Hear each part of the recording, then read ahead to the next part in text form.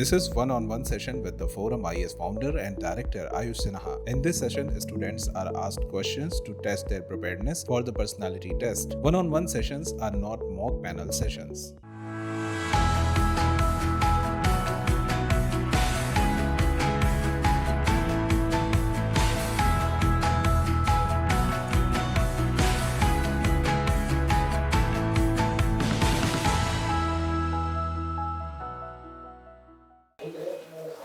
Madam, sir. Please come in.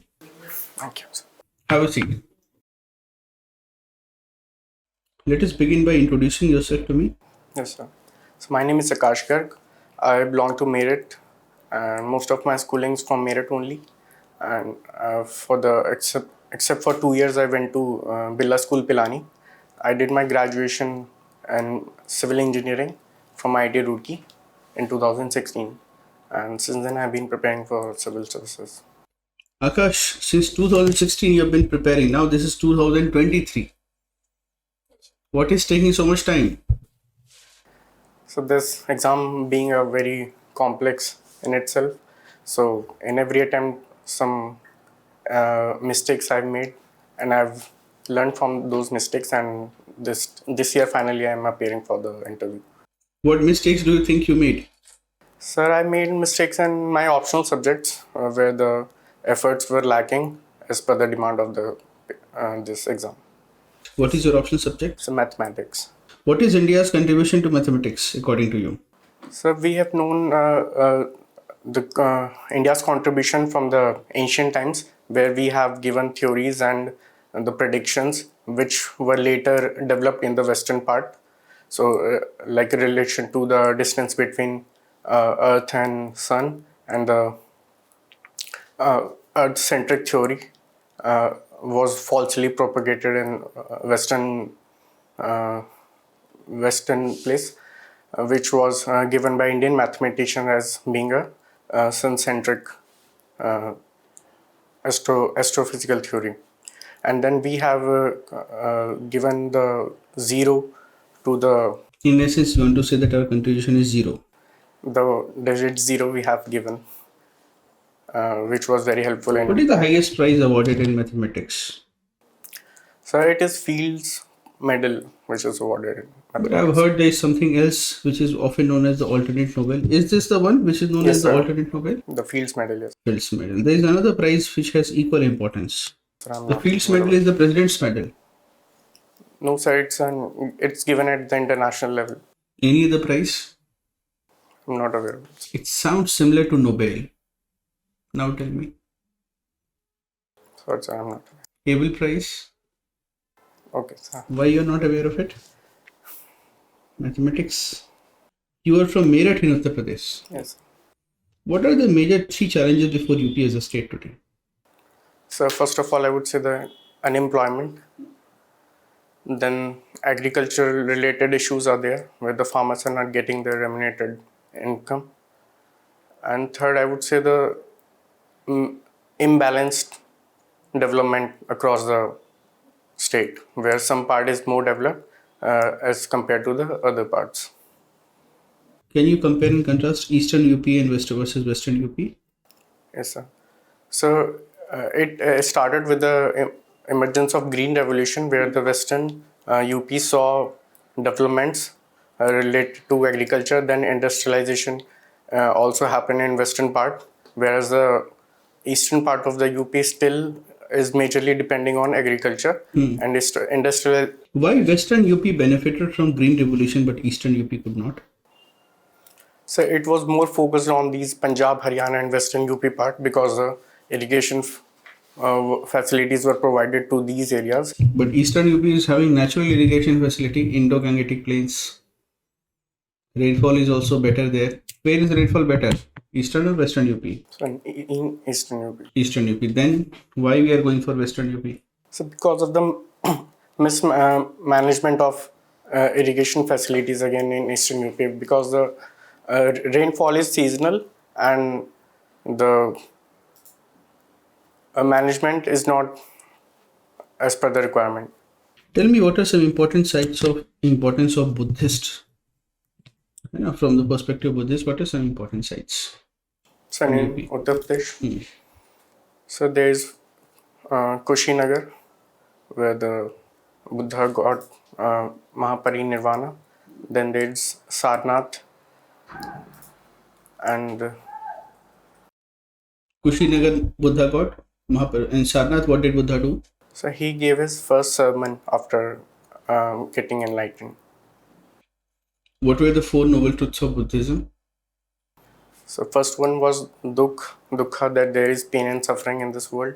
Then there is second one was that there is cause to those suffering. Third one was there is a method to uh, get a relief from those suffering. I think these were the ones. I can't remember the fourth. Akash, there are news of lot of HNIs, millionaires. They are leaving the country. We are right now third. Approximately 8,000 millionaires have left the country. Now, don't think from a middle class perspective that said they will get a better job in US. That is not the case. Okay, HNIs are not migrating for looking for better work opportunities. What is the reason HNIs and millionaires are migrating?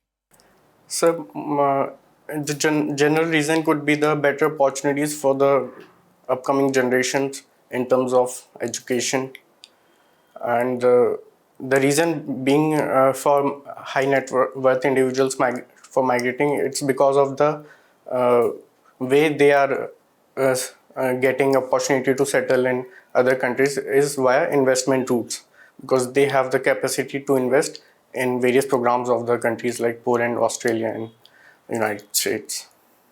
Any other reasons? Okay, I'll give you a hint. COVID has also played a role. Now think and tell me what is the reason. COVID also has played a role. So better healthcare opportunities, but because we have seen lots of mortality in developed nations as well as compared to the India. The Supreme Court has recently said that the appointment of the election commissioners should be through a collegium, through the principle of collegiality, through a body which consists of the Prime Minister, the Chief Justice, and the leader of opposition. Of course, independence of election commission is critical to democracy, isn't it? What is your opinion on this? So I think it was a very crucial reform that has been taken by the Supreme Court, and it was long overdue, considering the faith that the people of India put in the election commission for fair and free elections. So giving it autonomy as well as being it projected as an independent institution is of utmost importance. So I think this is the move in the right direction. Tell me what is the bad news about it? What is the bad thing with this approach? So it has been led by the Supreme Court rather than it should become by the formulation of a law from the Parliament. It should have been done through a law of the parliament. Does the constitution provide for it? I'm not sure, sir, but until a law is provided by the Parliament, we are following the process which was currently in use by by appointment by the president. There have been certain demands from certain sections of the progressive society that the time has come for uniform civil code. What is your opinion on this? Should we bring in the uniform civil code? I think, sir, we have to go into the purpose of forming the uniform civil code. For example, the first of the foremost reason being given is the prevention of discrimination against, for example, women in some personal codes. So we can go via piecemeal approach, like we have decriminalized we have banned the triple talaq to prevent discrimination against women. So I think this is the good approach rather than formulating a uniform civil code, because it has its own challenges as to what will constitute a uniform civil code, and who will formulate it, whether it will be accepted by everyone. Why do you want to join civil services? So I consider civil services as a good career opportunity with good career progression and job security, and by working among the people, it gives satisfaction which no other jobs can provide. But you are a civil engineer from IIT. Do IIT civil engineers also have job security issues? So I think in private sector there is always a insecurity related job. Tell me, Akash, as a civil engineer, what is some engineering marvel that truly inspires you anywhere in the world? Anything which you think is an engineering masterpiece? So I think the first that comes to my mind is the Three Gorges Dam built by China on its river, because it is being the huge massive structure which is being built to control a natural forces, that is the flowing river. I think this is the one that really inspires a civil engineer. And Akash, what does the country need more today? Roads or internet? I think we need both, because roads will be a economic multiplier. For example, we are both the union, our government of Uttar Pradesh is being focusing on building highways and national ways. So there will be expressways led development across the rural areas of the state. And internet is again important because the growing service sector relies on internet, and in providing many crucial services, internet is required. What qualities do you think you have, Akash, which will make you a good civil servant according to you? So I think I have the utmost willpower to do my task at hand. Then there is integrity, and I'm hardworking, honest. All right, Akash, your interview is over.